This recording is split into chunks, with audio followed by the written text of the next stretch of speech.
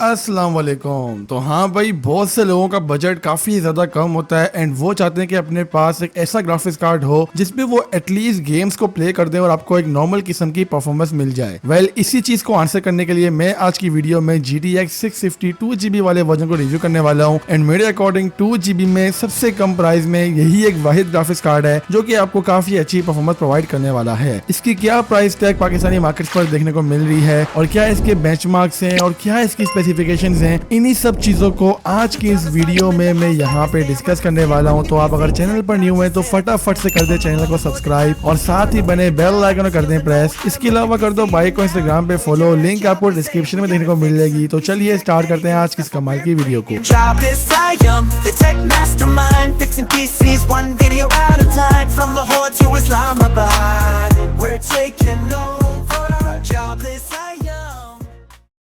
So without wasting any time, let's go to the specifications। Memory की बात करें तो ये ग्राफिक्स कार्ड हमारे पास 2GB में है। ऑब्वियसली मेमोरी टाइप इसकी GDDR5 है एंड ये ग्राफिक्स कार्ड एक 128 बिट का ग्राफिक्स कार्ड है।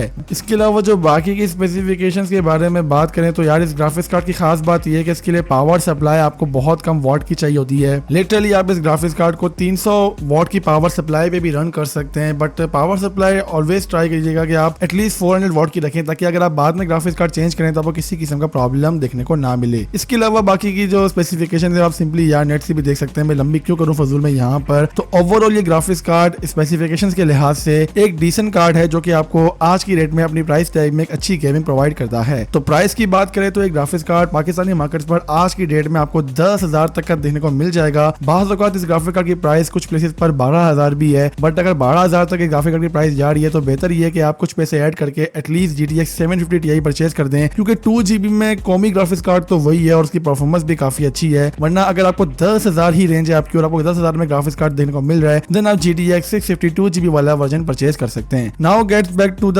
बेंचमार्क्स। सो बेंचमार्क्स में यहाँ पर जो CPU हमने यूज किया है वो Core i5 का 10th जनरेशन है। इस चीज को माइंड में रखिएगा। बाकी गेम्स की बात करें तो पहला गेम हमारे पास Red Dead Redemption 2 है जो कि लो सेटिंग्स पर 720p पर हमें अराउंड 30 FPS देखने को मिल रहे थे कि गेम हमारा प्लेबल था। नेक्स्ट हमारे पास Hitman 3 है जो कि लो सेटिंग पर 720p पर हमें अराउंड 40 FPS प्रोवाइड कर रहा था। FPS थोड़े से ऊपर भी जा रहे थे, नीचे भी जा रहे थे, बट गेम काफी अच्छे प्लेबल एक्सपीरियंस प्रोवाइड कर रहा था। नेक्स्ट हमारे पास काउंटर स्ट्राइक 2 है जो कि लो सेटिंग पर 1080p पर हमें 45 से लेके 50 FPS प्रोवाइड कर रहा था और जब कोई एक्सप्लोजन वाली प्लेस आ रही थी तो वहां पे FPS थोड़े ड्रॉप हो रहे थे, तो इस चीज को माइंड में रख देना। PUBG वेरी लो सेटिंग पर 1080p पर हमें तकरीबन 30 FPS प्रोवाइड कर रहा था और गेम यहाँ पे काफी ज्यादा प्लेबल था, हमें किसी किस्म का ज्यादा मेजर इशू देखने को नहीं मिला। लास्ट हमारे पास GTA 5 है जो हाई सेटिंग पर 1080p पर 45 से 50 FPS प्रोवाइड कर रहा था, जो कि नॉर्मली यार प्रोवाइड कर देना चाहिए। वो GTA 5 इतना कोई हैवी एंड गेम नहीं है। तो ये थे यहाँ पे बेंचमार्क्स। और इसके अलावा अगर आपने बेंचमार्क्स कंप्लीट देखने इन वीडियो तो इसी बेंचमार्क्स की मैंने लिंक डिस्क्रिप्शन में प्रोवाइड की हुई है, तो आप बाकी के गेम्स की भी वहां से सिंपल देख सकते हैं। और बेंचमार्क्स ज्यादा पुराने नहीं है, जनवरी के हमें देखने को मिले हैं। सो